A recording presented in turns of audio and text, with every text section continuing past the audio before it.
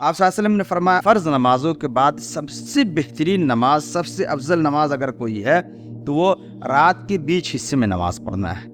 یعنی سمجھیے کہ سو کر اٹھنے کے بعد۔ اسی طریقے سے نبی اکرم صلی اللہ علیہ وسلم نے ایک جگہ فرمایا اقرب ما یکون رب من العبد فی جوف اللیل الاخر، کہ رب اپنے بندے سے سب سے زیادہ قریب اس وقت ہوتا ہے جب رات کا بیچ کا حصہ ہو، یا جوف کہتے ہیں بیچ کو، لیکن سمجھیے کہ بیچ کے حصے کے بعد۔ جدید زندگی کا ٹرینڈ ایسا ہے کہ لوگ ٹی وی دیکھتے ہوئے، موبائل دیکھتے ہوئے، اور پھر باہر جا کر کھانے کا جو چلن چلا ہے، اس کے ہوتے ہوئے لوگوں کے لیے اب یہ ممکن نہیں ہوتا ہے کہ وہ 12 یا 1 بجے سے پہلے سو پائے، اور ظاہری بات ہے کہ جو لوگ 12 بجے اور 1 بجے سوئیں گے ان کے لیے فجر کے لیے بھی اٹھنا بہت مشکل ہے۔ اس لیے جو لوگ اپنی ایمان کی حفاظت کرنا چاہتے ہیں ان لوگوں کے لیے یہ بہت ضروری ہے کہ عشاء کے فوراً بعد جو ہے وہ سونے کی عادت ڈالیں، تاکہ فجر کے لیے اور فجر سے پہلے تہجد کے لیے وہ اٹھ سکیں۔